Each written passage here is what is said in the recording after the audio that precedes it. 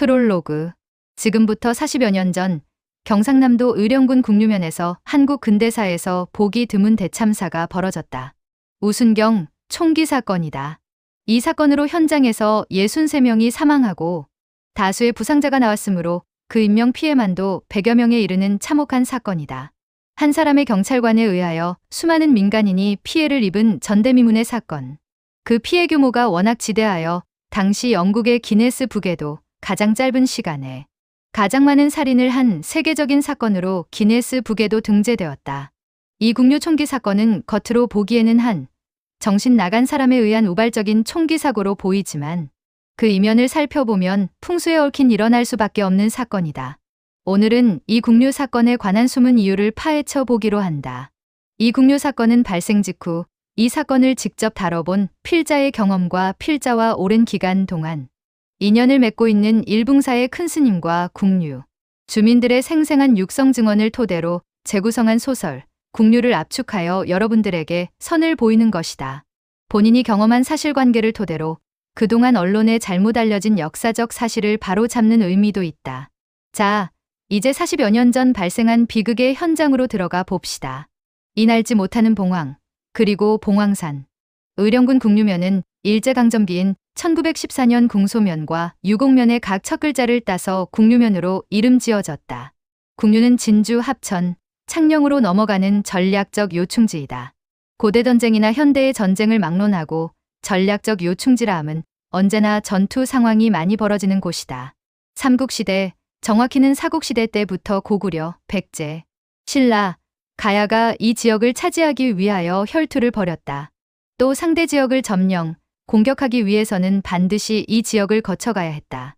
당연히 잦은 전투가 벌어진 지역이다.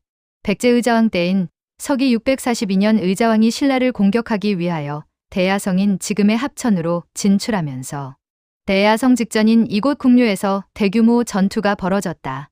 신라는 백제가 대야성으로 진출하는 것을 막기 위하여 1차 저지선으로 국류, 당시 궁소의 방어선을 구축하였다.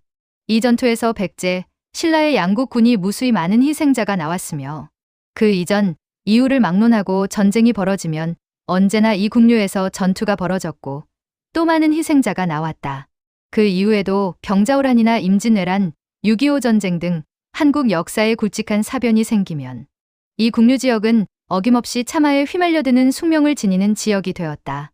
전쟁이 아니더라도 각종 재난이 발생하여 많은 사람들이 죽어나갔는데 그리하여 이 국류지방에는 30년이나 40년 만에 한 번씩 재난이 발생하여 많은 사람들이 죽는다는 소위 30년 주기설 또는 40년 주기설이 생겨났다. 국류에는 주산인 봉황산이 있다. 봉황산은 봉황이 날개를 편 형상이라고 하여 붙여진 이름인데 능선이 아주 유려하며 정상은 비교적 완만하지만 사면은 매우 급한 편이다. 봉황산은 이름부터가 봉황, 곧 성군의 출현과 태평성대를 상징하는 길지 하나로 보기도 한다. 풍수에서 사는 단순한 지형이 아니라 기가 응집된 생명체처럼 본다. 산세가 크고 웅장할수록 양기가 강하다. 형상이 봉황처럼 날아오르는 모습이면 상승변동의 기운이 강하다. 이런 경우 그 기운을 감당할 큰 인물이 있어야 길로 작용하지만 그렇지 못하면 기운이 흩어지거나 충돌하여 흉으로 바뀐다고 본다.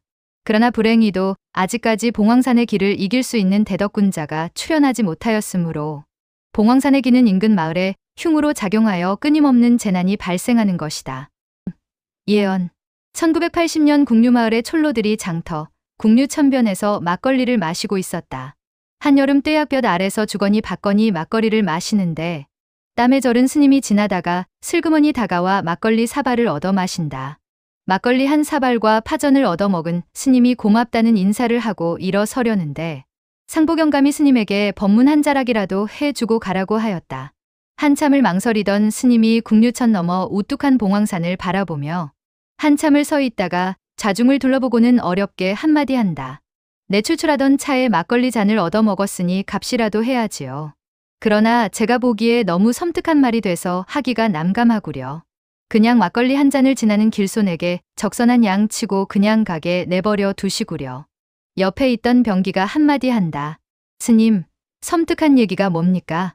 그 말을 안 들었으면 모르겠지만 듣고 나니 더욱 궁금해지네요. 또 30년 주기, 40년 주기 그런 말씀인가요? 스님은 또 한참을 망설인다. 그건 내 모르겠고 여하튼 이 마을에 좋지 않은 기가 흘러요. 무언가 답답하고 자꾸 그러시면 더 궁금해지잖아요. 결국 스님은 혀를 끌끌 차면서 곧 불행한 사건이 일어날 것이라고 한다. 안 그래도 촐로들은 이미 다 알고 있다. 이 마을에는 30년 주기라거나 40년 주기설이 있다. 30, 40년마다 큰 변고가 닥친다는 것이다. 이 마을에 크고 작은 변고가 생기는 것은 옛날 삼국시대 때부터라고 하였다.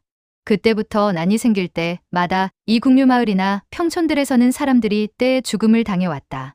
30년, 40년을 넘기지 못하고 변고가 일어나는 것이다. 다시 말해 한 세대를 평온하게 넘기지 못하는 것이다. 옛날만이 아니고 근래에 들어서도 그 변고는 어김없이 찾아왔다. 마을 사람들은 모두 기억하고 있다. 한국국난 당시에도 이 국류 골짜기에서 많은 사람들이 죽었다. 전투 중에도 죽었고 인민군에 의한 양민학살 사건이 그랬다. 한국국난이 발발한 지 30여 년이 되어간다. 동란이 끝난 후에는 벽계천에서 물난리가 나서 수많은 동네 사람들이 때 죽음을 당했다. 잊을만 하면 찾아오는 주기설이었다. 30년, 40년 주기설을 믿는 사람들은 불안불안하게 지내오고 있었다. 그런데 길스님이 지나가면서 국류의 아픈 곳을 건드리고 있었다. 누구 하나 고개를 쳐들고 항변하는 사람이 없었다. 그만큼 아픈 부분이다. 스님은 막걸리 한 잔을 더 달라고 하여 마신다. 원한을 품은 소가 범처럼 날뛰면서 사람을 받아 죽인 사실이 있을 거요. 영감들은 옛날 그 일을 기억하고 있었다. 아, 오래전에 그런 사건이 있었지요. 병기가 시큰둥하게 대답한다. 아, 그런데 그건 이미 30년 전의 일인데요. 그게 뭐 새삼스럽게. 그 소가 사륙을 한다오. 미친 범처럼 날뛰면서. 그때 사람을 떠받아 죽인 소는 싸움소였는데 그 소가 미쳐 옛날 자기 주인을 떠받아 죽인 후 사살되었고 산에 묻었다. 그렇게 그 사건은 잊혀졌다. 인기가 말한다. 그때 처음에는 소를 산에 묻었는데 밤에 동네 사람들이 그 죽은 소를 다시 파내어 고기를 나누어 먹었지. 소가 헷가닥해서 결국 사살되었지만 고기는 멀쩡하니 아 그때만 해도 먹을 게 좀 귀할 때야? 스님은 남의 말을 하듯 한마디를 남기고 떠난다. 불행은 고기를 나누어 먹은 데부터 시작된 겁니다. 30년 주기설이 틀리지 않는다면 또 사륙 사건이 일어날 것입니다. 사람들은 물었다. 사륙이라니요? 두 사람이 죽으면 살인사건이라 하지. 수십 명이 죽으면 사륙이라 하지. 어찌할꼬. 사람들은 스님의 말을 믿지 않았다. 미친 소가 날뛰면서 사람을 해친다고 하더라도 한두 명일 것이다. 사륙이라고 할 정도로 날뛸 때까지 가만히 당할 사람이 어디 있느냐고. 스님이 헛소리를 한다는 생각만 하였다. 태산이 태평양 전쟁이 막바지에 접어든 1945년 초여름. 어린 송아지인 태산이는 어미소를 따라 국류시장에 왔다. 국류천변의 국류시장에는 소시장이 있다. 태산이는 어미를 따라 나섰지만 그것이 자신이 팔려가는 길이란 것을 알 턱이 없었다. 어미소는 가포의 손에 끌려 소시장에 왔고 새끼 송아지인 태산이는 어미소를 따라 장터로 왔다. 장터에서 태산이는 병길에게 팔려갔다. 태산이가 어미소 옆에서 장터의 낯선 광경을 두리두리 구경하고 있는데 갑자기 누군가가 엉덩이를 철썩 때린다. 깜짝 놀란 태산이는 어미소의 다리 사이로 숨어 들어갔으나 우악스런 쇠살쥐의 손에 이끌려 다리 사이에서 끌려 나왔다. 사람들은 태산이의 눈꺼풀을 뒤집어 보고 입을 벌려 혓바닥을 잡아 당기거나 손가락으로 튕겨보기도 한다. 배를 쓰다듬고 엉덩이를 툭툭 치기도 한다. 태산이는 사람들의 거친 행동이 두려워 어미의 품속으로 숨어들려고만 했을 뿐 더 이상 자신이 할 수 있는 것은 없다. 더욱이 그것이 자신을 어미와 떼놓으려는 것이라고는 더더욱 알 수가 없었다. 새로운 주인이 병길이었다. 병길이가 태산이의 목에 굵은 밧줄을 걸고 끌어당긴다. 태산이는 어미와 떨어지지 않으려고 버티어 보았으나 우악스런 사람들의 손을 피할 수는 없었다. 병길에게 끌려가는 새끼를 무기력하게 바라볼 수밖에 없는 어미 소였고 새끼 소 태산이는 음매 울면서 어미 소와 멀어져 갔다. 태산이는 그 길로 병길의 집에 끌려가 싸움소가 되었다. 태산이라는 이름도 지어졌다. 혹독한 훈련을 받았다. 싸움소는 체력과 지구력이 중요하다. 태산이는 체력을 기른다고 뒷다리에 무거운 쇠바퀴를 달고 산길 오르기, 먼 길을 걷게 하는 것은 기본이고 목힘을 기른다고 굵은 통나무를 머리로 밀고 산을 오르게 하거나 나무 둥치를 목으로 미는 훈련을 하루 종일 반복하여야 한다. 무엇보다도 힘든 훈련은 나무를 깎아 만든 소대가리 공격을 피하는 훈련이다.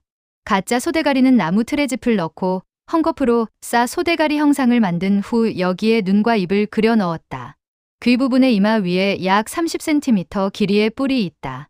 뿔 끝에는 뾰족한 쇠침을 받고 그 쇠침에 고압의 순간 전류가 흐르도록 고안된 것이었다. 병길이는 나무 소대가리의 뒷부분에 길다란 막대기를 달아 이 막대기를 잡고 소대가리 뾰족한 부분으로 태산이의 정수리며 목덜미 옆구리를 찌른다.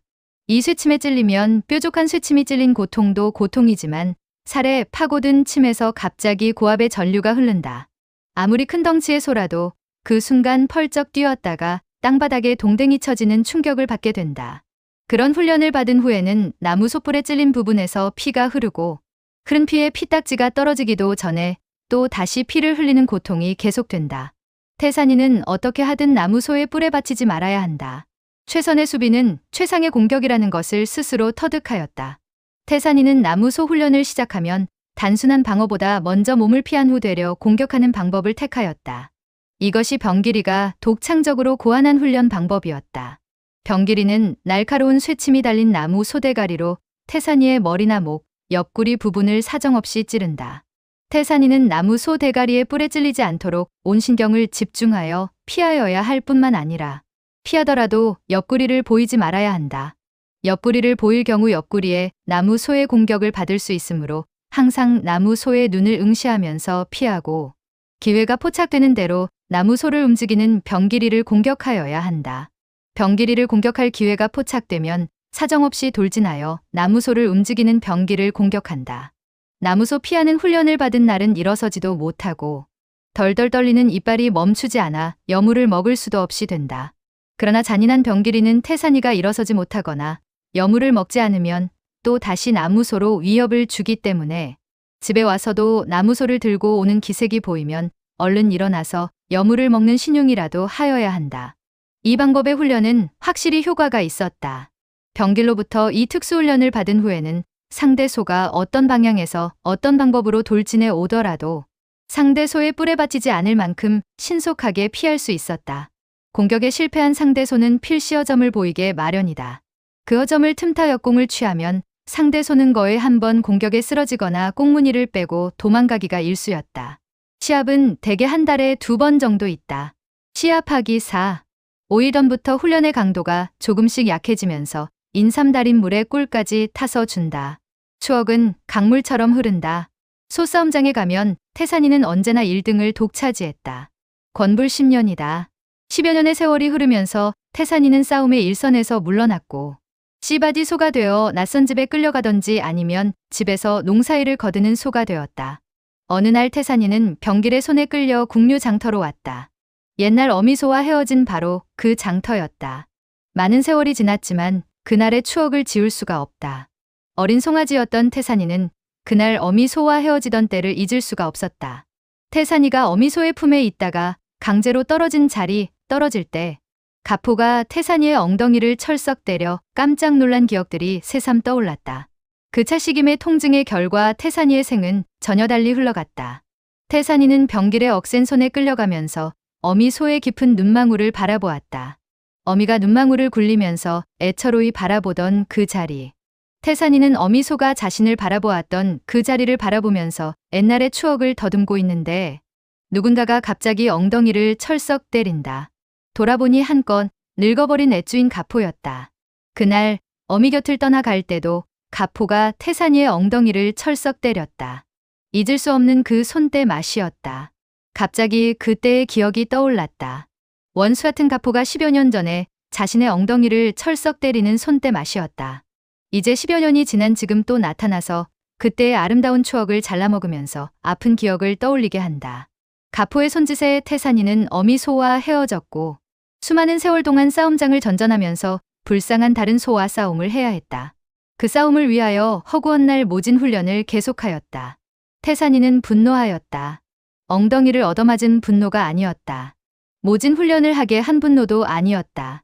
어미와 헤어지던 순간 어미소의 눈망울, 추억을 반추하는 아름다운 순간을 깨버린 데 대한 분노였다.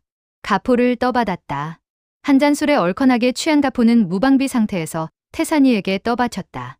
거포는 공중으로 붕 떴다가 시장통 바닥에 철퍼덕 떨어졌다. 소싸움장에서 아무리 세게 상대소를 떠받아도 상대소가 공중제비를 돌지는 않는다. 그러나 가포는 태산이가 슬그머니 떠받았음에도 공중제비를 돈다. 땅바닥에 떨어지는 것을 보고 또 다시 달려들어 떠받는다. 한번 폭발한 태산이의 분노는 그칠 줄 몰랐다. 받고 바닥에 쓰러진 가포를 떠서 던지고 땅바닥에 쓰러지면 또 달려가 떠받아 던졌다. 으르렁거리면서 마구잡이로 날뛰는 태산이를 저지할 수 있는 사람은 아무도 없다. 병길이도 뛰어나와 태산이를 어르려고 하였지만 태산이의 충혈된 눈을 바라보고는 그냥 방관자가 될 뿐이었다. 병길은 태산이 눈에서 피어오르는 분노의 눈길을 알고 있었다. 소싸움장에서 태산이의 눈에서 분노가 이글거리면 소잡이가 아니라 우주인 병길이도 말리지 못한다는 것을 안다. 마침내 가포가 축 늘어졌다. 죽은 것이다. 의령경찰서에 소가 사람을 죽였다는 보고가 들어갔다. 경찰이 출동하였다. 가포를 죽인 태산이는 국류장터를 둘러보았다. 이곳에서 행패를 부린 것이 못내 어미에게 미안해졌다. 태산이의 눈에 어려있던 분노는 사그라졌다. 어미 옆에 서 있는 어린 송아지의 부드러운 눈빛이었다. 태산이는 어미 소와의 추억이 서린 장터를 한 번 더 돌아보고 뚜벅뚜벅 걷기 시작한다. 이제는 젊은 청춘을 바친 영광의 그 장소로 가야 한다. 젊은 시절 소싸움을 많이 하던 의령천을 향해 걸었다. 태산이의 등 뒤로 많은 사람들이 따라오고 있었다. 낯익은 사람도 있었다. 그들은 태산이가 싸움에서 이길 때마다 목청껏 소리를 질러주던 사람들이었다. 지치고 힘들 때는 막걸리통을 들고 와서 아낌없이 나누어 주던 사람들이었다. 응원을 해주던 사람들이었다. 한낮에 볕이 목을 타게 하였다. 태산이는 무엇에 이끌리듯 사람 그림자 하나 없는 국도를 따라 걸었다. 고갯마루에 커다란 트럭이 한 대 서 있고 총을 겨눈 경찰관 두 사람이 서 있었다. 태산이는 본능적으로 그것이 무엇을 뜻하는지 알았다. 태산이는 고갯마루를 올라가려다 말고 온 길을 되돌아보았다. 태산이는 총소리는 듣지 못하였다. 다만 머릿속이 뜨끈거리기만 하였다. 코끝에서 어미소의 전내음이 아련히 풍겨났다. 기억이 가물해졌다. 태산이가 죽자면 사무소의 직원들은 태산이를 마등산 자락에 묻었다. 그러나 당시만 해도 먹을 게 없는 시기였다. 멀쩡하게 박살당한 소를 내버려 둘 수는 없었다. 주민들이 밤에 올라가서 소를 꺼내어 파먹었다. 태산이의 이야기는 이렇게 끝이 났다. 사람들도 태산이의 전설을 잊어가고 있었다. 육추억은 저 산을 넘어간다. 우범곤이 군복무를 마친 후 경찰에 지원하여 경찰관이 되었다. 아버지 창식이 경찰이었던 관계로 어렵지 않게 경찰관으로 특채되었다. 범고는 군복무 당시 사격을 잘하였다. 체격도 우람하였다. 경찰이 된 후 4개월 만에 청와대 101단에 발령이 났다. 체격이 우람하고 사격을 잘하였기 때문이었다.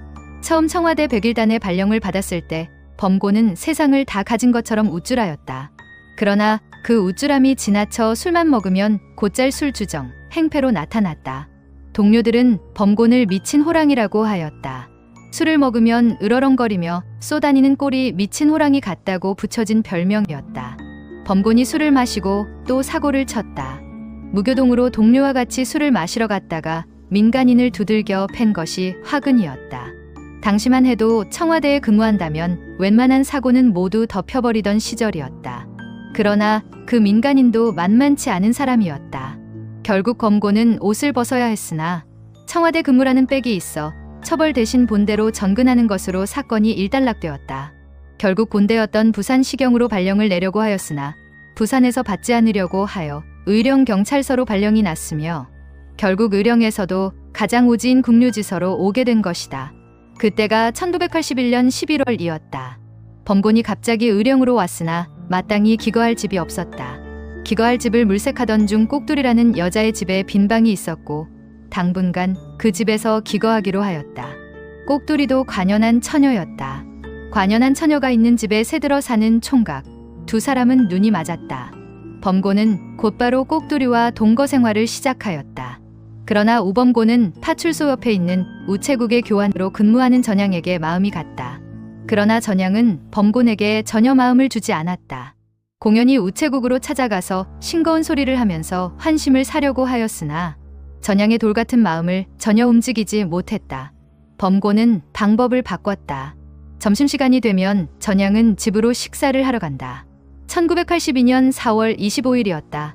전향이 점심 먹으러 집으로 가는 길목에서 우연을 가장하여 부딪히기로 하였다. 범고는 파출소로 들어가는 길목 양쪽에 심어놓은 꽃밭에서 화사하게 핀 장미꽃 몇 송이를 걷고 전향이 다니는 길목에 먼저 가서 기다렸다. 멀리서 전향이 오고 있었다. 범곤이 다가가서 전향에게 장미꽃을 전달하였지만 전향은 가벼운 눈인사만 할 뿐 건네주는 꽃을 받지 않고 그냥 지나가 버린다. 머쓱해진 범고는 꽃을 길가에 내던지고는 곧바로 파출소로 돌아왔다. 사람들은 경찰관에 대하여 결코 좋은 감정을 가지지 않고 있었다. 우체국의 직원들은 물론이고 면사무소의 직원들도 우호적이지만은 않았다. 동거 생활을 하고 있는 꼭두리 내의 친정 가족들도 곱지 않은 눈길을 보낸다. 파출소로 돌아온 범고는 공연히 근무 중인 방위병에게 화풀이를 한다. 25일은 범곤이 당직을 서는 날이다. 밤새 잠을 자지 못한다. 그러나 당직일은 오히려 더 편하다. 밤새 술을 마셔도 된다. 평일이면 저녁을 먹으면서 반주 몇 잔을 하고 집에 들어가야 하지만 당직을 서는 날이면 밤새 마셔도 꼭두리가 잔소리를 하지 않는다. 파출소 맞은편에는 조그만 구멍가게 있다. 구멍가게 평상에 앉아 소주를 마시면 파출소에 찾아오는 사람까지 볼 수 있기 때문에 술 마시기에는 더 없이 좋다. 이따금 경비전화가 울릴 때가 있지만 정문을 열어놓고 있으면 전화 벨소리가 길 건너편까지 들린다. 범고는 자정 무렵까지 술을 마시다가 파출소로 들어와 잠을 잤다. 술을 마시는 내내 전향에 대한 감정이 가라앉지 않는다. 범고는 전향이 자기를 싫어하는 것은 전향의 마음이 아니라 전향 주변에 있는 사람들의 영향 때문이라고 생각한다. 범곤이 청와대 백일단에 근무하다가 의령까지 온 것은 징계 때문이라는 게 소문이 났다. 사실 범고는 청와대에 근무했다는 이력을 자랑하고 다녔다. 그리고 곧 징계가 풀려 다시 청와대로 올라갈 것이라고 떠들고 다녔다. 대부분의 사람들은 범곤의 말을 잘 믿지 않는다.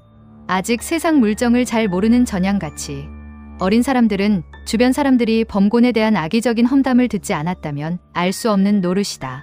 범곤은 파출소 안에 있는 긴 소파에 두 다리를 벗고 누워 잠들면서도 잠꼬대 같은 소리를 한다. 개새끼들 다 쏴 죽일 거다. 1982년 4월 26일 정오 범곤은 파출소장과 동료 직원들에게 집에 간다고 하고 나왔다. 당직을 선 다음 날은 오후 근무를 빼준다. 밤새 고생했으므로 집에 가서 쉬라는 것이다. 집에는 아무도 없었다. 장모는 농사일을 나갔을 것이고 꼭두리는 제 엄마를 도와주러 함께 밭으로 가지 않았다면 부근에 있는 동무들 집을 찾아가 노닥거리고 놀고 있을 것이다. 범고는 근무복 상의만 벗은 채 방바닥에 벌렁 들어 누워 잠을 청한다. 얼마나 잠을 잤을까? 잠을 자고 있는데 어느 틈에 꼭두리가 들어와 잔소리를 한다. 술을 좀 작작 마시라. 술을 먹어도 동네 사람들과 싸움을 하지 말라. 싸움을 해도 쌍스런 욕설은 하지 마라. 빨리 결혼식을 올리자. 동네 사람들이 모두 흉을 보고 있다. 꼭두리의 잔소리는 끝이 없다. 배도 고프면서 속도 쓰린다. 당직을 서고 집에 들어오면 여자가 따뜻한 국이라도 끓여 밥을 차려 주어야 할 것임에도 꼭두리는 아예 코빼기도 보이지 않는다. 이게 다 자신을 무시하기 때문이다. 사실 꼭두리의 입장에서도 할 말은 있다. 국류같이 좁은 촌부락에서 젊은 남녀가 결혼도 하지 않고 동거 생활을 한다는 것은 있을 수 없는 일이다. 당연히 노인들의 입질에 오르내릴 수밖에 없다. 꼭두리의 계속되는 잔소리에 범곤의 화가 폭발한다. 동거 생활을 시작한 후 얼마 되지 않았을 무렵부터 범곤은 꼭두리만 보면 꼭지가 돈다고 하였다. 정말 꼭두리의 잔소리가 시작되면 꼭지부터 돈다. 오후 4시경이었다. 화가 치밀어 오른 범곤이 꼭두리의 뺨을 야무지게 한 대 갈기고는 파출소로 간다. 파출소로 갔으나 도무지 일이 손에 잡히지 않는다. 속도 너무 쓰린다. 이럴 때는 술이 약이다. 6시가 되자 직원들이 슬금슬금 퇴근들을 한다. 아마 함께 어디 가서 식사를 하면서 술을 마실 것이다. 범곤에게는 가자는 말도 없이 자기들끼리 눈짓으로 신호를 주고 받고 하면서 나간다. 범곤은 파출소 앞에 있는 구멍가게에 찾아가 술을 마신다. 소주 한 병을 마신 범곤은 집으로 가기 위해 파출소를 나선다. 어제부터 곡기라고는 없이 술만 마시면서 버텼다. 속도 쓰리고 머리도 아프다. 집에 들어가자 꼭두리가 울고 있다. 여자가 청승스럽게 울지 말라고 한 것이 도화선이 되어 또 싸움이 벌어진다. 범곤이 꼭두리의 얼굴을 쥐어박는다. 꼭두리의 입과 코에서 피가 난다. 싸우는 소리를 들은 꼭두리의 사촌언니가 뛰어나와 시비를 건다. 사촌언니는 결혼을 했으나 이혼을 하고 갈 데가 없어 꼭두리네 집 방 한 칸을 새 얻어 살고 있다. 범곤은 꼭두리의 언니까지 한 대 쥐어박는다. 싸움은 걷잡을 수 없이 커진다. 범곤은 입에 담지도 못할 욕설을 하고 집에서 나와 버린다. 등 뒤로 꼭두리의 욕설이 날아온다. 당장 헤어져, 새끼야. 오후 4시. 범곤이 파출소로 돌아왔다. 범곤은 화가 머리끝까지 솟구친다. 무엇보다 여자한테 들은 욕설이 머리를 떠나지 않는다. 저것들이 나를 얼마나 무시했으면 계집이 감히 남자한테 욕설을 해. 범곤을 사실 꼭두리가 한 욕보다 훨씬 심한 욕을 했음에도 제가 한 욕은 욕도 아니고 단지 여자한테 욕을 얻어먹었다는데 더 큰 충격을 받았다. 전향으로부터 무시당한 것까지 오버랩되면서 화가 머리끝까지 차오른다. 파출소로 갔으나 화가 풀어지기는커녕 더 화가 치밀어 오른다. 파출소에는 방위 한 사람만 무료하게 앉아있다. 파출소장이나 다른 직원들은 아무도 보이지 않는다. 방위병은 범곤이 들어오는 것을 보고 벌떡 일어나 경례를 붙인다. 충성. 범곤은 돌아보지도 않은 채 모두 어디 갔느냐고 묻는다. 야, 방위, 다들 어디 갔어? 모르겠심더. 야, 이 새끼야. 혼자 있으려면 어디 갔는지 알아놔야 할 것 아냐? 비상연락은 어떻게 할 거야? 말도 안 하고 가는데 지가 우째 물어볼 깁니까? 방위병이 볼멘 소리를 한다. 자기들끼리 회식을 갔을 것이다.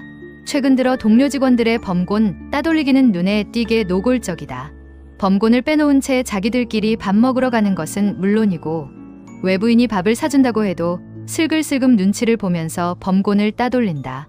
범곤은 방위병에게 소주 2병을 사오라고 시킨다. 방위병은 범곤에게 소주 2병을 사다 주고는 밥 먹고 오겠다고 하면서 나가버린다. 이제 인내의 한계에 다다랐다. 오후 8시 30분. 담배 몇 개 피를 거푸 피운다. 소주병이 책상 위에서 뒹굴고 있다. 방위병이 밥을 먹고 들어온다. 범곤의 눈은 벌겋게 충혈되어 있다.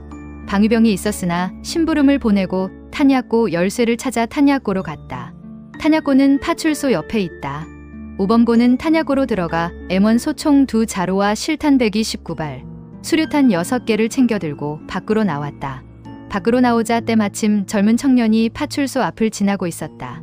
우범고는 주저없이 청년에게 조준하여 사살했다. 이어서 우체국으로 들어가서 교환양인 전양과 그 보조, 집배원 등을 차례로 쏴 죽이면서 새벽 4시경까지 63명을 죽였고 부상자만 33명이었다. 100여 명의 인명피해가 났다. 새벽 1시 30분 평촌리 서인수 씨 집.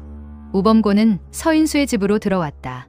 서정수가 큰아버지인 서인수에게 무장간첩이 나타난 것 같다고 하면서 신고를 해야겠다고 하였다. 그 순간 우범곤이 들어왔다. 서정수는 우범곤을 보자 반갑게 맞이한다. 사태를 수습하기 위해서 경찰이 출동한 것으로 알았다. 아니, 우순경, 이기 무슨 난린교? 우범곤은 태연하게 대답한다. 간첩들하심더, 지서가 습격당해가 쑥밭이 됐심더. 지서장도 죽었심더. 사람들은 우범곤의 말을 듣고 불안해하자 우범곤은 그들을 안심시킨다. 걱정 마이소. 내가 있으니 안심하시소. 여러분 보호하러 내가 안 왔는교. 우범곤은 마루에 걸터 앉아 담배를 피우면서 상황 정리, 판단을 한다. 곧 경찰이 출동할 것이다. 경찰이 출동하면 교전이 일어난다. 경찰이 함부로 쳐들어오지 못하게 하려면 인질이 있어야 한다. 이 불쌍한 사람들이 인질들이다. 경찰의 대치를 뚫고 탈출은 불가능하다. 이제 살기는 틀렸다. 그렇지만 얌전하게 죽을 수는 없다. 이 집에는 현재 9명이 있다. 이들은 아직 사태 파악을 하지 못하고 있어 강제를 할 필요는 없지만 일단 붙들어 놔야 통제가 된다. 아재여, 아지매여. 일단 내 말을 들어 보이소. 지금 돌아다니면 위험하니까 모두 한 방으로 들어가이소. 경찰이 올 때까지 불도 꺼고 조용히 있으이소. 우범고는 사람들을 모두 한 방으로 몰아넣는데 성공한다. 그러나 좁은 촌집의 방에서 남자, 여자 9명이 같이 있기에는 너무 불편하다. 주인 서인수를 비롯하여 몇 명을 옆방으로 내보낸다. 우범고는 깜빡깜빡 졸아가면서 밤을 지내고 있다. 새벽 3시 40분. 깜빡 잠이 들었는데 옆방에서 잠을 자던 서종수 씨가 오줌이 마려워 밖으로 나가려다가 차 소리를 듣고 급히 들어와 우범곤을 깨운다. 우순경, 일어나, 경찰이 온 것 같아. 아, 이제 살았다. 서점도가 방 안에 불을 켜려고 하면서 밖으로 나가려고 한다. 불 켜지 마. 그리고 모두 저쪽으로 가서 벽을 보고 꿇어 앉아. 우범곤이 고함을 지른다. 아니, 우순경, 갑자기 왜 그래? 시키는 대로 해. 죽기 싫으면. 그들은 어리둥절해한다. 급변한 상황의 사람들은 전부 어리둥절해한다. 상황 파악이 되지 않지만 당장은 범곤의 말을 따를 수밖에 없다. 범곤이 방 안의 사람들을 통제한 후 밖의 동정을 살핀다. 담장 밖에는 경찰이 이미 완전히 포위를 하고 있다. 이제 살아서 나가는 방법은 없다. 자수를 한다고 해도 사형을 당할 때까지 치욕스럽게 살다가 마침내 죽게 될 것이다. 어차피 죽기를 각오하고 시작하였다. 이제 되돌릴 수 있는 길은 없다. 마지막까지 저항하기로 한다. 담장 위로 새까만 철모들이 줄줄이 얹어져 있는 것처럼 보인다. 조금 전까지만 해도 얌전히 대치를 하는 것 같은 경찰의 움직임이 갑자기 부산해진다. 어떤 동경 명령이 떨어졌음이 분명하다. 범고는 창문을 살그머니 연다. 이어서 수류탄 한 발을 까서 대치하고 있는 경찰을 향해 던진다. 그러나 수류탄은 밖으로 나가지 않고 창문턱에 맞고 오히려 방 안으로 튕겨 들어온다. 우범고는 응겁결에 몸을 숙이면서 수류탄을 피한다. 그러나 좁은 방 안에서 더 이상 피할 데는 없다. 두 팔과 손에 심각한 부상을 입었으며 다리와 복부도 파열되었다. 그 자리에 쓰러졌다. 범고는 그래도 웅크리는 자세를 취한 덕분에 살아있을 수는 있었지만 아무런 대비책이 없던 인질 4명은 그 자리에서 모두 사망하였다. 밖에서 대치하던 경찰은 수류탄 폭발음이 들린 후 방 안이 잠잠해지자 살금살금 접근하여 신음하고 있는 우범곤을 체포한다. 팔다리가 제 마음대로 움직이지 않는다. 그들은 범곤을 거칠게 다루면서 들것에 싣는다. 정신이 가물가물해진다. 귓가를 맴도는 사람들의 말소리는 또렷하다. 이 새끼 범곤이 아이가 결국 이래 사고를 치네. 사고를 쳐도 쪼매한 사고를 쳐야지. 이건 나라가 뒤집어질 사고 아이가. 우범곤을 체포한 경찰은 경찰 수뇌부와 현장에서 비상회의를 연다. 우범곤을 응급처지하여 살려봐야 어차피 사형을 면치 못할 것이다. 그런데 우범곤이 살아 사건 동기를 밝히면 다칠 사람이 많아진다. 그냥 방치하여 죽게 함으로써 조용해질 수 있다. 우범곤을 죽도록 내버려 두자는데 의견 일치를 모은다. 다량의 피를 흘리고 있는 우범곤을 들것에 실어 평촌 마을의 한 농가 창고에 집어넣는다. 아무런 조치도 없이. 그때가 4시 40분이었다. 우범곤이 서인수 씨의 집으로 들어온 지 3시간 만이다. 경찰 수뇌부는 곧바로 보고를 하여야 하고 기자들이 들이닥치면 보도 자료도 내야 한다. 그러나 이미 각고는 만들어졌다. 우범곤은 경찰과 대치하던 중 인질로 잡고 있던 사람들과 함께 수류탄을 터뜨려 자폭, 사망하였다. 현직 경찰관에 의한 총기 난동 사건은 이렇게 끝이 났다. 100여 명의 사상자가 발생한 국류면의 4월 26일은 슬픔이 가득한 비극의 날이 되었다. 1950년 한국 동란이 일어난 후 30여 년 만에 터진 또 비극적인 사건이었다. 다시금 30년 주기설이 사람들의 입에 오르내린다. 역설적이지만 당시까지 한직에 머물러 있던 노태우 전 대통령이 이 사건을 계기로 내무부 장관에 취임하였다. 이후 뚜렷한 행보를 보이면서 마침내 대통령까지 되는 계기가 된 것이 이 사건이다. 단 우범곤이 사람들을 죽이면서 뛰어다닐 때 그를 본 사람들은 하나같이 미친 소가 호랑이처럼 날뛴다고 하였다. 그 사건이 나자 사람들은 20여 년 전 지나가는 스님이 한 말이 떠올랐다. 소가 범 같은 짐승이 된다는 말. 그 예언은 이미 우범곤의 이름에 들어있었다. 우는 소를 연상하며 범은 말 그대로 호랑이다. 그리고 고는 짐승으로 소가 호랑이 같은 짐승이 된다는 뜻이다. 이 사건은 이미 예견되어 있었다. 6.1봉사 대웅전의 동굴법당. 봄날의 볕이 따스한 날이었다. 봉황산 아래 개울가에 일붕 서경보 스님이 상좌 해운 스님과 함께 봉황산을 올려다보고 서 있다. 잠시 침묵이 흐르다가 노승이 입을 열었다. 해운아. 예, 스님. 이 봉황산의 기운이 느껴지느냐? 혜운 스님은 잠시 눈을 감았다. 산속 깊은 곳에서 묘한 울림이 전해졌다. 마치 땅속 어딘가에서 거대한 숨결이 오르내리는 듯했다. 강한 기운이 느껴집니다. 노승은 천천히 고개를 끄덕였다. 그렇다. 그리고 나지막하게 말했다. 이 산의 길을 그대로 두면 30년, 40년 주기의 큰 화가 이 고장에 반복될 것이다. 혜운 스님의 눈이 흔들렸다. 막을 방법은 있습니까? 노승은 잠시 생각하다가 말했다. 원래 이 산이 처음 태어날 때부터 방법이 있었다. 그게 무엇입니까? 봉황의 길을 누를 큰 인물이 태어나면 된다. 큰 인물이라면 나라를 바로 세울 인물이다. 노승의 눈빛이 깊어졌다. 옛부터 그런 사람을 나라님이 될 인물이라 했다. 그러나 곧 고개를 저었다. 하지만 궁류의 지맥으로는 그런 인물이 나오기 어렵다. 처음부터 택지를 잘못한 것이지. 스님은 잠시 뜸을 들인다. 그래서 지금까지 무수한 화가 이 땅을 지났느니라. 앞으로도 계속될 거야. 혜운 스님은 조심스럽게 물었다. 그렇다면? 노승은 잠시 봉황산 능선을 바라보다가 말했다. 아깝지만 봉황산의 길을 눌러야 한다. 혜운 스님은 놀란 얼굴로 물었다. 산의 길을 누른다니요? 노승은 천천히 설명했다. 방법은 두 가지가 있다. 첫째는 쇠막대기를 박아 혀를 누르는 방법이다. 혜운 스님은 그 말을 이해하려 애썼다. 노승은 다시 말했다. 둘째는 더 확실한 방법이다. 바람에 잠잠하던 개울의 물결이 흔들렸다. 당을 건드려 길을 빼는 것이다. 혜운 스님은 순간 말을 잃었다. 풍수에서 당은 산의 심장과 같은 자리였다. 그곳을 건드린다는 것은 산의 숨을 직접 건드리는 일이었다. 노승은 봉황산을 바라보며 말했다. 저 산은 기가 너무 강해. 그 기가 막히면 언젠가 사람의 운명을 건드릴 것이다. 그리고 조용히 말했다. 그래서 동굴을 파야 한다. 혜운 스님은 놀란 얼굴로 물었다. 산을 판다는 말씀입니까? 노승은 고개를 끄덕였다. 산의 배를 열어 기운이 빠져나갈 길을 만들어야 한다. 그렇지 않으면 계속하여 큰 화가 이 고장을 덮칠 것이다. 바람이 세차게 불었다. 봉황산이 그 말을 듣고 화를 내는 듯했다. 두 스님은 오랫도록 산을 떠나지 못하고 있었다. 세계 최대의 동굴법당으로 기네스 북에 등재. 그 후 봉황산 깊은 곳에서 공사가 시작되었다. 사람들은 이유를 몰랐다. 바위를 깨고 산속으로 두더지 길을 파기 시작했다.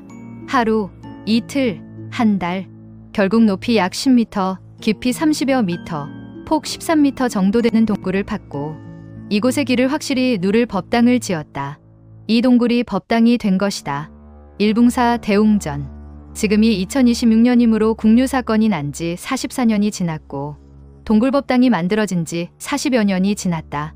이 동굴법당은 세계 기네스 위원회로부터 세계 최대의 동굴법당으로 인증을 받은 세계적인 동굴법당이 되었다. 아직 좀 더 세월을 지나봐야 알겠지만 일붕 서경보 스님의 예언대로 이곳에 동굴법당을 만들므로써 봉황산의 길을 뺀 것은 분명해 보인다. 몇몇 노인들은 속삭였다. 저것은 산의 길을 빼기 위한 것이다. 봉황산의 숨을 누르려는 것이다. 봉황산의 동굴법당은 이렇게 하여 탄생하였다. 1982년 궁류 사건이 발생하고 50여 년이 다 되어 가는 지금까지 궁류에서는 더 이상 참화가 일어나지 않고 있다. 의령군 궁류면에 소재한 일붕사의 대웅전인 동굴법당은 세계 최대의 동굴법당으로 인정되어 기네스북에도 등재되었다. 의령궁류는 지금 세계 기록, 기네스 기록을 2개나 가지고 있다. 하나는 좋은 기록인 일붕사 동굴법당, 다른 하나는 치욕의 기록인 1982년 4월 26일 우범곤의 단시간 최대 살해 사건이다. 이 사건을 마지막으로 기네스 위원회에서는 인도적, 윤리적 측면에서 더 이상 이런 살해 사건과 관련한 기록을 등재하지 않기로 하였다. 에필로그. 궁류 사건이 일어난 지 수해가 지난 후 세계법왕이신 일붕 서경보 스님이 상좌 스님인 혜운 스님과 함께 봉황산을 나타났다. 일붕 스님은 봉황산의 길을 꺾지 않으면 계속해서 재앙이 생기므로 봉황산의 길을 빼기 위해서는 큰 동굴을 파야 한다고 하였다. 일붕 스님의 말씀대로 상좌 스님이신 혜운 스님이 이곳에 큰 동굴을 팠다. 그리고 이 동굴에 부처님을 모신다.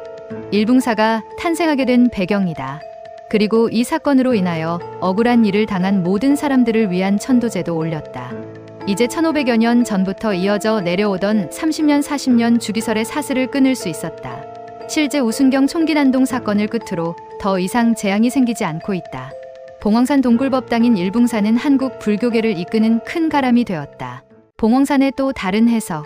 풍수에서 봉황은 태평성대의 상징이면서도 불 속에서 다시 태어나는 새로 본다. 그래서 봉황의 기운은 때로는 평온하게 나타나지 않는다. 큰 사건, 큰 소용돌이 속에서 역사의 흐름을 바꾸며 나타난다. 국묘봉황산의 기운도 그런 방식으로 세상에 나타났다. 사람들은 봉황산의 혈이 끊어졌다고 말하지만 우범군 사건 때 봉황은 이미 날아올라 대한민국의 역사 속에서 자취를 남기고 있었던 것이다. 그리고 또 다른 해석은 이렇다. 봉황산이 왕을 낳지 못한 것이 아니라 왕이 되는 길을 열어주었다. 국묘에서 일어난 사건이 노태우로 하여금 역사 앞에 세웠고 그 사람이 결국 제13대 대통령이 되었기 때문이다. 그 사건이 없었다면 그의 정치적 부상도 그렇게 극적으로 이루어지지 않았을지 모른다. 풍수에서는 이런 해석도 있다. 봉황산의 봉황은 직접 왕을 낳지 않았다. 대신 역사의 불꽃을 한번 튀겨 한 사람을 왕의 자리로 이끌었다.